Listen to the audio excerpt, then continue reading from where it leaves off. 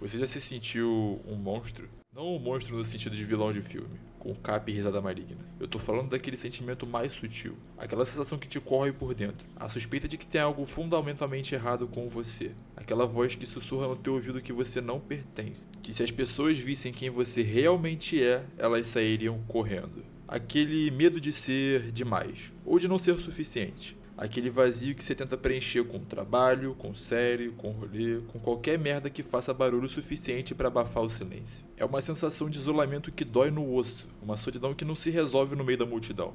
Pelo contrário, às vezes é na multidão que ela grita mais alto. Você olha ao redor, todo mundo parece ter recebido um manual de instruções da vida.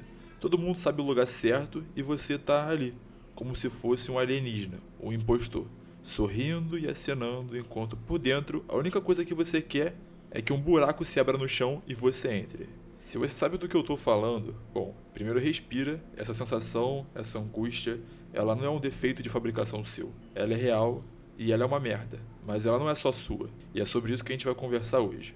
Sobre essa dor. E sobre a única arma que a gente tem contra ela. E não é jiu-jitsu, não é jutsu, não é uma fórmula secreta, não é uma fórmula mágica. Não é um conselho de 5 passos para a felicidade. É algo muito mais estúpido, muito mais difícil e, porra, muito mais poderoso. E para falar sobre isso, a gente vai falar sobre Naruto. Olha, se esse vídeo aqui parece que vai fazer sentido pra você, se inscreve aqui no canal, por favor. Não é pelo algoritmo, não é pelo número, é pra gente criar nossa própria teia de ajuda. Pra gente se sentir um pouco menos deslocado e um pouco menos sozinho, beleza? Então vamos lá que a gente tá junto nessa. Capítulo 1: O ciclo de ódio, a startup que nunca falha. Vamos começar pelo básico. O mundo é um lugar fodido. Isso não é uma opinião, é quase que uma constatação física. A gente nasce, leva umas porradas, vê gente que a gente ama levar porrada, e a primeira lição que a gente aprende é que a dor é inevitável. E quando a dor vem, principalmente aquela que vem da perda, do abandono, da traição, ela deixa um buraco, um vácuo. E a natureza, meu amigo, odeia vácuos. Algo que precisa preencher aquele espaço. E é aí que entra em cena a startup mais bem sucedida da história da humanidade, a do ciclo do ódio. O modelo de negócios deles é genial, porque se alimenta da própria dor que ele diz que vai curar. O pitch é simples: te machucaram? Ótimo.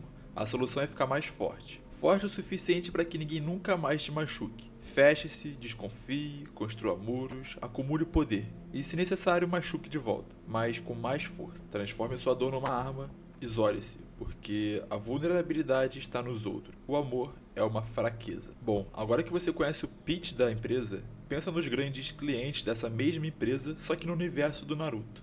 Engraçado, né? Mas pensa no Gaara, um moleque que nasceu com um monstro dentro dele, traído pela única pessoa que ele achava que o amava, o próprio tio. E o que ele fez? Comprou um pacote premium na Ciclo do Ódio. Ele se transformou na personificação da dor dele. E ele dizia coisas como: eu amo a mim mesmo e luto por mim mesmo. Ele se tornou uma ilha de areia e sangue, porque o mundo ensinou para ele que qualquer ponte que ele construísse seria usada para invadi-lo e destruí-lo. Agora pensa no Nagato, o Pen, um garoto que viu os pais serem assassinados na sua frente por engano, que acreditou na paz, acreditou na amizade e viu o melhor amigo se matar na sua frente para proteger a aldeia que depois os traiu. Ele não só comprou a ideia, ele virou o CEO da Ciclo do Ódio. A lógica dele era a lógica de um sistema quebrado. Como vocês não entendem a dor, então eu vou fazer vocês sentirem a dor. A paz só vira através do medo compartilhado, da dor compartilhada. Ele queria forçar o mundo a se sentir como ele sentiu, achando que isso traria empatia. Mas dor gera mais dor. Ódio gera mais ódio. É um ciclo. Uma corporação que se retroalimenta. Pensa no Obito, no Madara e principalmente no Sasuke. O Sasuke, o garoto propaganda da Ciclo do Ódio. Ele viu a família inteira, o clã inteiro, ser chacinado pelo irmão que ele idolatrava. A dor dele foi tão absurda, tão total, que o único propósito que ele encontrou foi a vingança. E quando ele alcançou a vingança, descobriu que tudo era uma mentira, que a dor dele era ainda maior. O que ele fez? Dobrou a aposta. Ok, então o problema é o sistema. O problema não são os laços, as aldeias, as nações. Então eu vou cortar tudo. Vou me tornar o receptáculo de todo o ódio do mundo. Vou me tornar a escuridão absoluta para criar uma paz forçada. Uma revolução solitária. Você percebeu algo em comum? Todos eles são produtos do mesmo sistema. Eles são a prova de que o ciclo do ódio funciona. Ele pega uma criança ferida e transforma em um monstro. Ela pega a dor e a transforma numa filosofia de isolamento e poder. Bom, por último tem o Naruto. O moleque era para ser o cliente número 1 da Ciclo do Ódio. Ele tem um demônio dentro dele, é odiado por todo mundo e não tem ninguém. Ele tinha um cheque branco para se tornar o maior CEO da Ciclo do Ódio. O mundo inteiro estava empurrando ele para isso. Todo olhar de desprezo, toda porta fechada na cara, todo sussurro nas costas dele era um convite, que dizia basicamente: vem, odeie de volta. É mais fácil e é justo. E a vida inteira de Naruto, a revolução silenciosa dele, foi o grande e sonoro não, obrigado. Ele olhou para o abismo de dor dele, um abismo tão grande quanto qualquer um daqueles vilões, e ele se recusou a preencher esse vazio com ódio. Ele escolheu preencher com uma coisa muito mais arriscada, muito mais estúpida e aterrorizante que existe: a esperança de criar um laço, a esperança de encontrar amor. E essa escolha é um ato de guerra contra o sistema. Capítulo 2: O Arsenal do Esquisitão. Desempacotando os tipos de amor. Quando a gente fala de amor, a cabeça da maioria das pessoas vai direto para uma comédia romântica. Duas pessoas se encontram, música de fundo, beijo na chuva, enfim. É uma visão tão limitada e tão infantil que não serve pra porra nenhuma na vida real. A verdade é que amor não é um sentimento bonitinho. O amor é de verdade um arsenal. É um conjunto de ferramentas, de armas, que a gente usa pra sobreviver nesse mundo caótico. E o Naruto, o esquisitão da vila, foi o cara que aprendeu a usar cada uma delas. Vamos desempacotar esse arsenal. Primeiro, tem o amor dos fudidos. Bom, eu chamo assim, os gregos chamavam de filha, o amor da amizade. Mas é mais que isso. É o laço que se forma entre duas pessoas que se reconhecem na escuridão uma da outra. É o pacto silencioso entre os quebrados. E a história de Naruto e Sasuke é a maior aula sobre isso. Não era uma amizade de post de Instagram. Era uma porra de uma guerra. Uma rivalidade. Ciúme, dor, traição. E Sasuke tentou matar Naruto várias e várias vezes. E o que o Naruto fazia? Ia atrás dele. De novo e de novo. As pessoas olhavam e diziam: larga isso, cara, ele não tem mais salvação. Mas o Naruto não viu um traidor. Ele viu um moleque que sentou do lado dele naquele barco, tão sozinho quanto ele. Ele viu o irmão. Esse tipo de amor não desiste. Ele não é bonito, ele é teimoso. É um amor que diz: eu sei o monstro que você pode ser porque eu também tenho um monstro aqui dentro. Eu não vou te abandonar pra ele, foda-se. Então, é um amor que atravessa o inferno pra resgatar uma única pessoa. Não porque ela merece, mas porque ela é sua. É um laço. E laços, meu amigo, são feitos de material mais forte do que o aço. Depois, vem o amor que custa tudo. O amor parental, o amor de sacrifício. A gente vê isso de forma literal com o Minato e a Kushina. Eles não só deram a vida pelo filho, mas eles selaram um monstro dentro dele, condenando a vida de sofrimento. Porque era a única chance dele ter um futuro. É um amor paradoxal e brutal. O amor que machuca pra salvar. Mas ele não tá só no sangue. Olha pro Iruka, o cara cujos pais foram mortos pelo mesmo demônio que estava dentro do Naruto. Ele tinha todo o direito de odiar aquele moleque pra sempre. E por um tempo odiou, mas ele foi o primeiro a olhar para o menino solitário e ver além do monstro. Ele viu a si mesmo, ele viu a mesma dor, e a escolha dele de levar o Naruto para comer lamen. E aquele ato simples, aquele gesto de eu te vejo, foi o que salvou o Naruto, foi o que deu a ele a primeira peça do arsenal. Aí depois, olha que engraçado, vem o Jiraiya, o mentor, o pai postiço, um velho pervertido e bobalhão que viu no moleque barulhento o potencial para mudar o mundo. O amor dele foi um amor que ensina, que acredita, que dá as ferramentas. O amor que diz: eu não vou estar aqui para sempre, mas eu vou te preparar para o mundo. Eu acredito em você mais do que você acredita em si mesmo. E esse amor construiu um legado. Bom, também tem o amor silencioso, o amor da Hinata. A gente pode até achar meio bobo, a garota tímida que fica vermelha e desmaia. Mas tira isso da superfície. O que era aquilo? Era a admiração, era o reconhecimento. Numa vila inteira que olhava para o Naruto e via um fracassado, um monstro, uma piada, tinha uma pessoa, que olhava para ele e via um herói, que via a força na teimosia dele, que via a bondade no coração dele. Esse tipo de amor é uma âncora. É a voz silenciosa que te lembra do seu valor quando você mesmo esqueceu. É o apoio que não precisa de alarde. Às vezes, saber que existe uma única pessoa no mundo que te enxerga de verdade é o suficiente para você não desistir de tudo. Bom, e por fim, a arma mais poderosa, a mais incompreensível, o amor impossível. O amor que os gregos chamavam de ágape. O amor universal, incondicional. E talvez esse fosse o real poder do Naruto. É a capacidade dele olhar pro cara que acabou de destruir a vila dele, que matou o mestre dele, como o Pen. E em vez de só querer vingança, ele querer sentar e ouvir a história do cara. É a habilidade de olhar pro monstro e perguntar: o que te machucou tanto para você se tornar isso? Bom, é um amor que não faz sentido.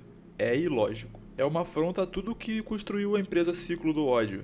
Eles dizem: olho por olho. O Naruto diz, deixa eu entender a dor por trás do seu olho. E essa merda é revolucionária, porque o ódio só sabe se replicar. A violência gera mais violência. A única coisa que pode quebrar o ciclo é a introdução de um elemento que não pertence a ele.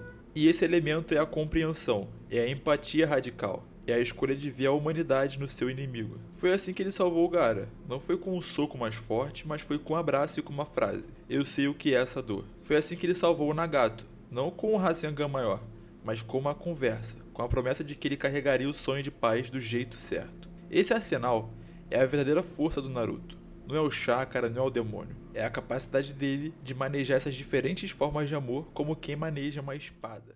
Capítulo 3. Afirma.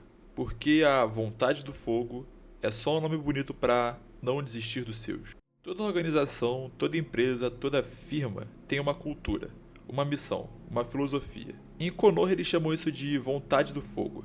Parece um nome bonito para botar num panfleto de propaganda militar, né? Quase que um slogan patriótico.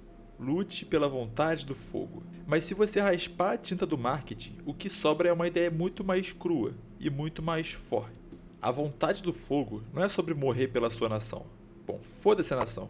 A vontade do fogo é sobre entender que você não é uma ilha. É a doutrina de que a aldeia não é um lugar no mapa.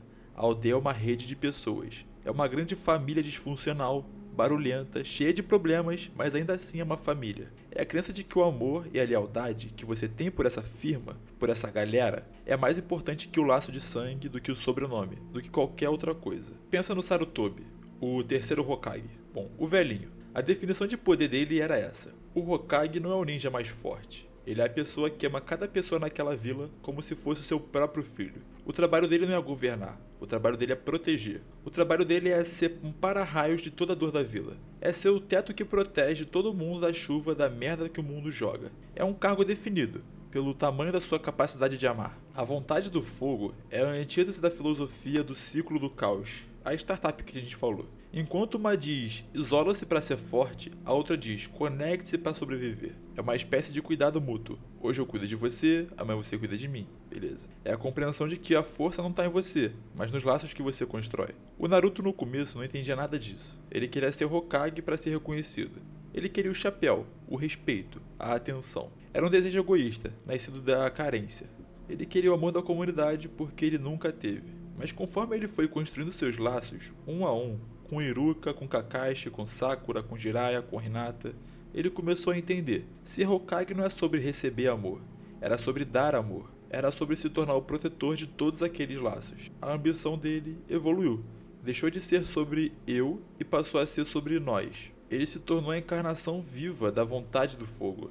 Não porque ele era filho do quarto Hokage, ou o herói que salvou a vila, mas porque ele era o cara que, mais do que qualquer um, entendia o valor de um laço. Justamente porque ele viveu tanto tempo sem nenhum. A vontade do fogo é a decisão consciente de uma comunidade de basear sua existência no amor e na confiança. É uma ideia frágil porque pode ser quebrada a qualquer momento pela dor e pelo medo, como a gente viu no ataque do Pain, ou com a traição do Sasuke. Mas é a única ideia que vale a pena defender, porque a alternativa é cada um por si. E cada um por si, meu amigo, é o playground do ódio. Capítulo 4. O verdadeiro power level, porque o amor é uma medida de força. A gente vive num mundo obcecado por métricas. Power level, número de seguidores, saldo na conta bancária, QI. A gente mede tudo. E a gente foi treinado para acreditar que a força é um número que sobe. Mais poder, mais dinheiro, mais inteligência, mais tudo. Em animes é o Ki, o chakra, o Nen. Quanto maior o seu, mais forte você é. Simples, né? Mas sabe qual é o problema? Que essa é a maior mentira que já nos contaram. A jornada do Naruto inteira é uma demolição desse conceito. É uma tese de doutorado provando que o amor não é um tema bonitinho na história. Nesse caso, o amor é a verdadeira e única medida de força. Bom, pensa comigo. Olha a trajetória dos fortes, dos que seguiram a cartilha do poder pelo poder. Madara. O cara era uma usina nuclear de chakra. Nível Deus. E pra quê? Pra se isolar do mundo, pra criar uma ilusão, um sonho falso, porque ele não aguentava a realidade da perda. O poder dele só o tornou mais sozinho. No final, ele era só um velho amargurado. Uma casca vazia, movida por uma ideia morta. Obito ganhou poderes divinos. E o que ele fez com eles? Tentou apagar o mundo que tirou a garota que ele amava. O poder dele era uma ferramenta de negação, de fuga. Quanto mais poderoso ele ficava, mais ele se afastava da única coisa que realmente importava para ele. Sasuke. A cada novo nível de poder, a cada novo Sharingan, a A cada nova técnica, mais fundo ele se afundava na escuridão. O poder dele era alimentado pelo ódio, pela vingança, pelo isolamento. Cada passo em direção à força era um passo para longe da humanidade dele, para longe do irmão que ele queria vingar, para longe do amigo que ele queria superar. O poder para ele era uma droga que só aumentava o vazio. Agora, olha o Naruto. O moleque começa como o último da turma, um fracassado, um idiota. Mas o que acontece com cada laço que ele cria? Ele fica mais forte. O amor do Iruka deu a ele a força de acreditar em si mesmo pela primeira vez. O laço com o time 7 deu a ele a força de superar seus limites. O amor do Jiraiya deu a ele o Rasengan e o modo sábio. O sacrifício dos pais deu a ele o chakra das 9 caudas.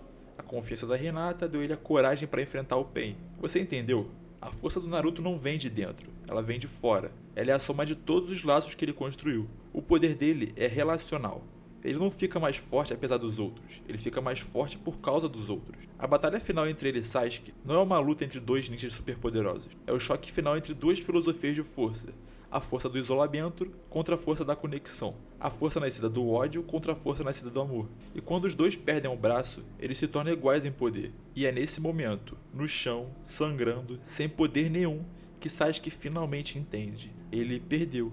Não porque o Rasengan do Naruto era mais forte, mas porque a filosofia do Naruto era mais forte. Então quando você se sentir fraco, perdido, um monstro, lembra disso. A força que o mundo te vende, a força da independência radical, a força do eu não preciso de ninguém, essa força é uma armadilha. É o produto da startup ciclo do ódio. Na verdade, a verdadeira força, a força que muda o mundo, a força que quebra ciclos, é a coragem de ser vulnerável. É a teimosia de construir uma ponte quando o mundo diz para construir um muro. É a escolha de olhar para a dor, sua e dos outros, e responder não com ódio, mas com a pergunta mais revolucionária que existe. Você quer comer um lamen? Bom, essa é a revolta consciente para não quebrar tudo. É escolher deliberadamente, exaustivamente, todos os dias, consertar um laço de cada vez, começando pelos seus. Bom, é isso. A conversa era essa. Eu sei que foi denso, que é pesado, mas a verdade é que a vida é pesada. Em fingir que não é, botar um filtro de felicidade em cima, não ajuda você em nada. Bom, se isso aqui te ajudou, deixa um like no vídeo, se inscreve no canal. Obrigado por ter ficado até aqui me escutando e até a próxima.